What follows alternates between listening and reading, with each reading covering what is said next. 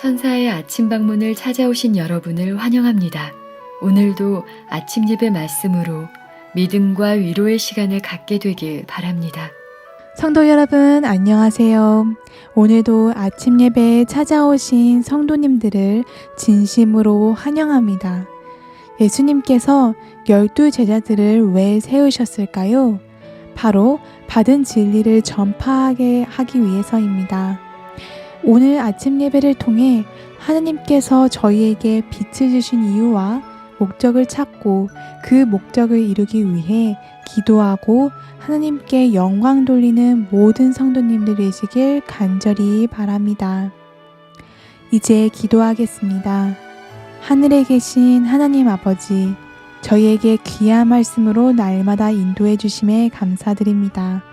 오늘은 예수님께서 제자들을 선택하신 이유를 살펴봅니다. 하나님께서 선호하시는 사람들이 어떤 사람들인지 배울 때 말씀 그대로 받는 옥토의 마음을 준비시켜 주시옵시고 하나님의 마음을 더욱더 알 수 있도록 인도해 주시옵소서. 오늘 하루도 성령님의 인도를 한 걸음 한 걸음 따라가도록 인도해 주시옵소서. 이 모든 말씀 예수님의 이름으로 기도드립니다. 아멘. 성도 여러분 안녕하십니까? 아침 예배에 찾아오신 여러분을 진심으로 환영합니다. 주께서 12 제자들을 왜 부르셨을까요? 제자들을 양육하시고 훈련시키신 이유가 무엇일까요? 예수님께서는 그들을 어떻게 훈련시켰습니까? 오늘부터 몇 차례에 걸쳐서 우리가 이 문제를 살펴보려고 합니다. 오늘 말씀 우리가 좀 깊이 생각해 봐야 될 내용입니다. 이제 예수께서 이 땅에 오셔서 3년 반 동안 제자들을 훈련시켰습니다. 그리고 이제 하늘로 올라가셔야 됩니다. 십자가 이후에.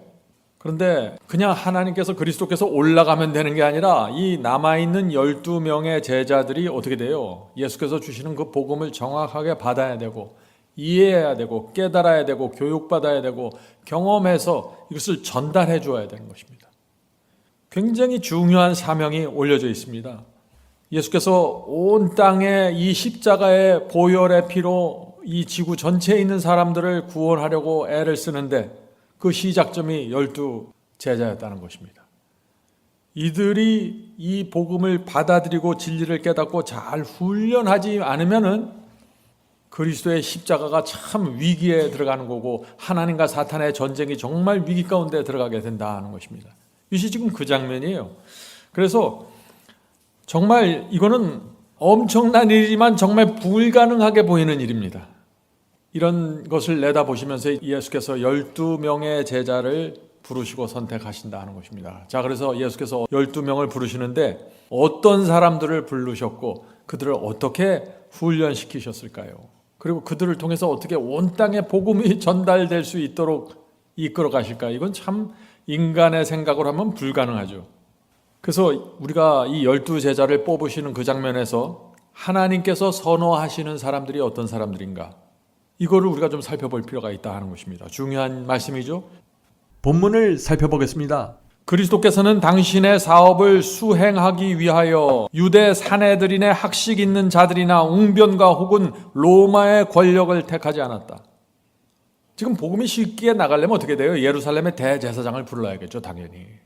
사내들인의 학식 있는 자들 또 로마의 권력자들을 불러서 그들에게 교육시키고 그들에게 전달을 해서 그들의 시스템을 통해서 이 복음이 전파되면 가장 쉽잖아요, 인간적인 생각으로 할 때. 근데 그렇게 하지 않으셨다 하는 것입니다. 하나님께서는 세상을 움직일 그 진리를 선포하는 일에 독선적인 유대 교사들을 제쳐놓으시고 비천하고 무식한 사람들을 선택하셨다. 왜 유대교회 이 성경 교사들을 선택하지 않으셨다고 했어요? 그들이 독선적이었기 때문에. 자, 독선적이라는 말이 무슨 뜻입니까? 단순한 거예요. 하나님께서 원하시는 대로 하지 않고 자기 생각대로 간다는 거죠. 하나님의 뜻대로 하지 않고 자기 뜻대로 한다는 것입니다.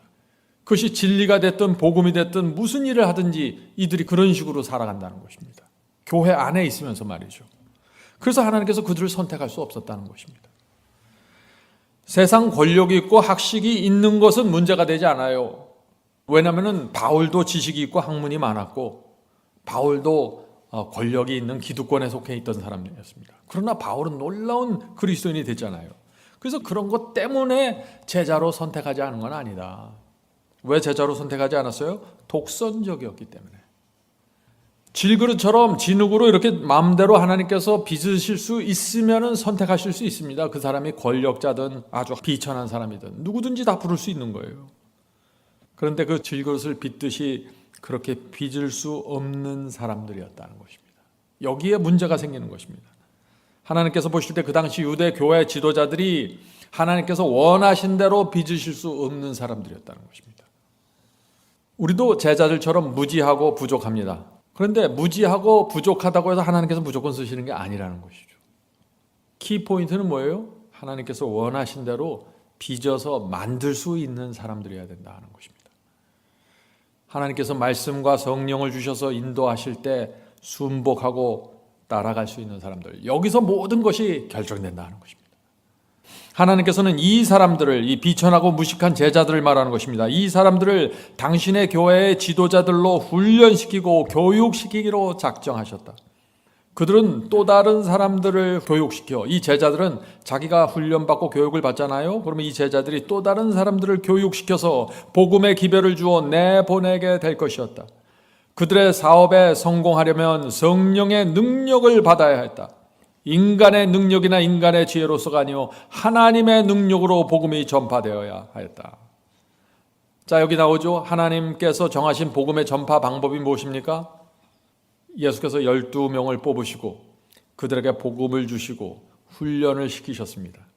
그리고 이 12제자들은 다시 교회를 세우고 거기서 집사와 장로들에게 복음을 전하고 그들을 다시 훈련시키고 그들의 또 주변 사람들에게 복음을 전하도록 하는 아주 단순한 방법입니다. 초대교회가 복음을 온 세상에 전파한 방식이 이것이에요. 그런데 이런 식으로 해서 지구 전체에 언제 복음이 전파되겠어요? 이것이 답답한 얘기입니다. 그래서 여기에 성령의 능력과 성령의 지도와 성령의 인도하심에 전적으로 굴복하는 사람들이 아니면 안 된다는 거예요, 이것이. 여기에 내 것이 들어가고 내 생각이 들어가고 내가 좋아하는 것이 뭐가 들어가기 시작하면 거기서부터 문제가 생겨버린다는 것이죠. 이것은 그래서 처음부터 끝까지 순수함이 기본으로 들어가는 것입니다, 이 방식에는. 제가 지금까지 살아오면서 느낀 거는요, 진리에 대한 지식도 필요하고 훈련도 필요하고 다 말씀에 대한 확신도 필요한데 가장 바닥에 있는 것은 순수함입니다. 순수한 사람들이 결국에는 해냅니다. 제가 지금까지 여기까지 오면서 제 경험 속에서 확인했던 것은 그런 것이었습니다. 저는 미국에서 기별을 받았죠. 젊었을 때 제가 기별을 받아가고 이 기별로 양육이 되었습니다. 또 하나님께서 저를 이 한국으로 인도하셨고 저는 또 제가 양육받았던 그 복음을 여러분에게 지금 전달하고 있는 것입니다.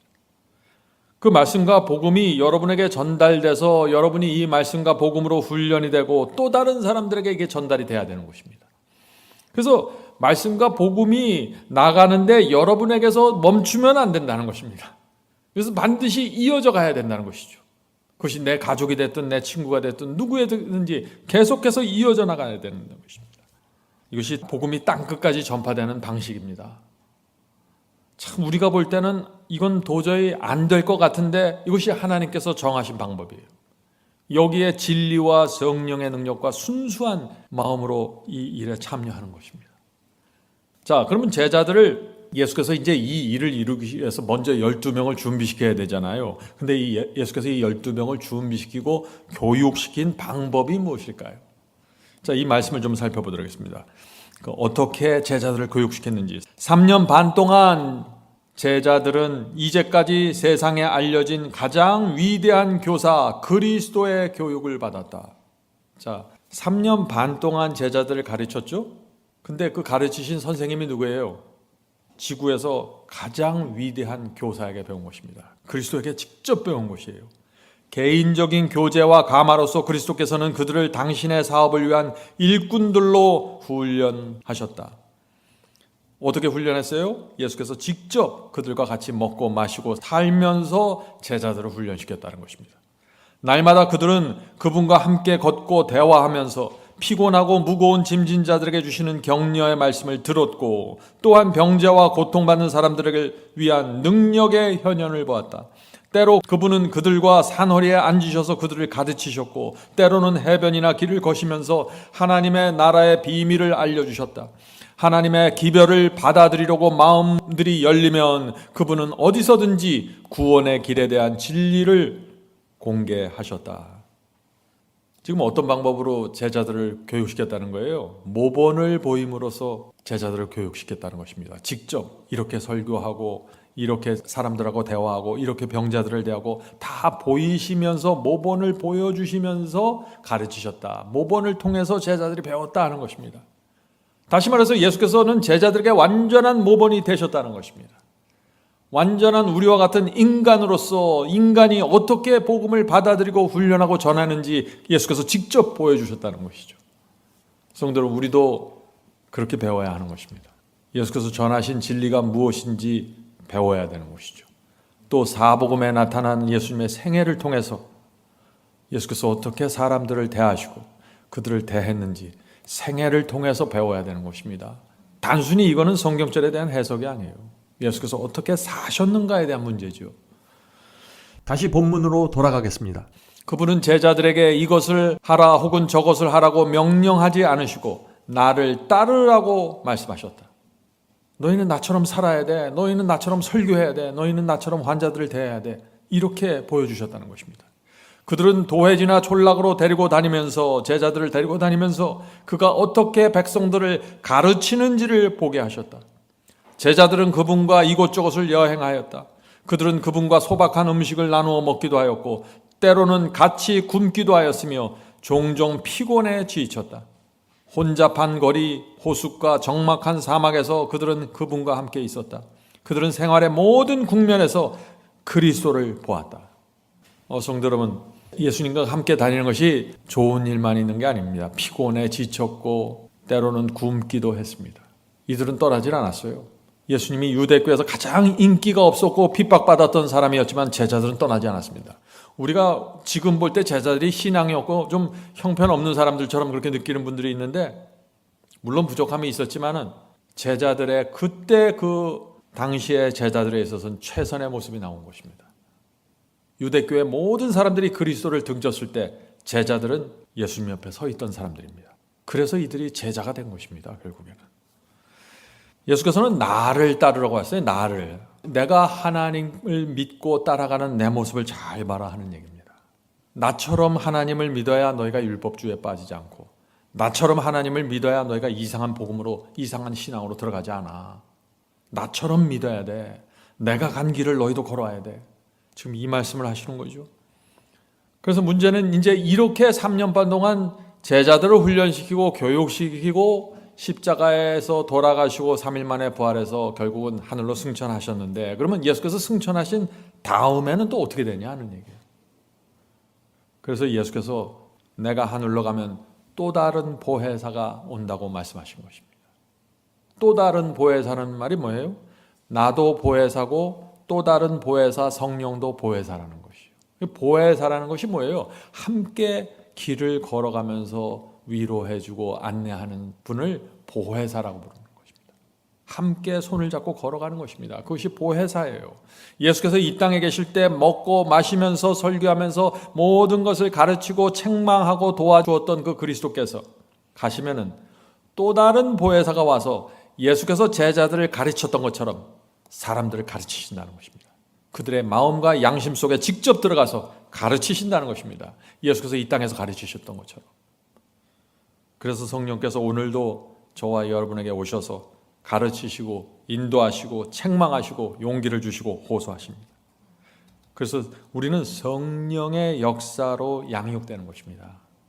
이것을 따라가는 것을 성화라고 부르는 것입니다. 성령께서 인도하실 때 따라가는 것이 성화입니다. 성도 여러분, 오늘 아침에는 주님의 삶을 묵상해 보시기 바랍니다.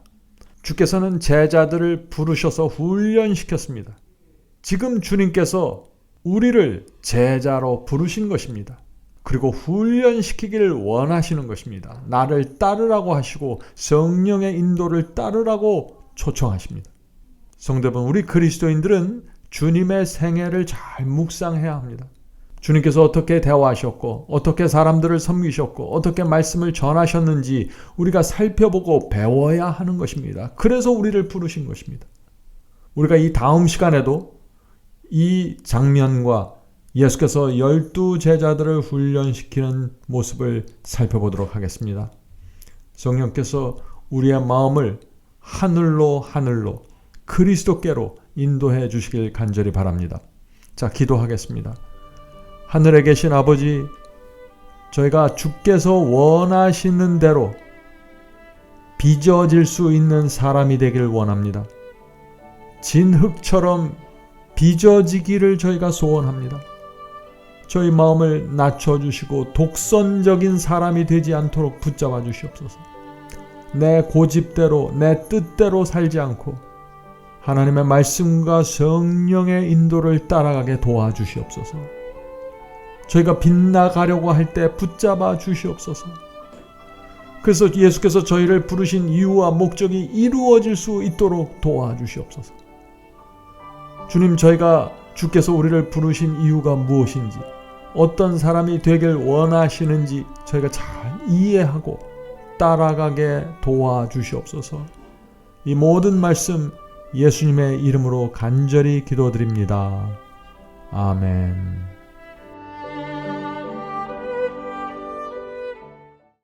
성도 여러분, 마지막 사명에서는 아침 예배 채널을 유튜브에서 별도로 운영하고 있습니다. 아침 예배 채널에서는 매일 새벽 4시에 예배 영상이 올려지고 있으며 특별히 아침 9시에 예배가 진행됩니다. 아침 9시 예배가 아침 예배 채널의 독특한 특징입니다.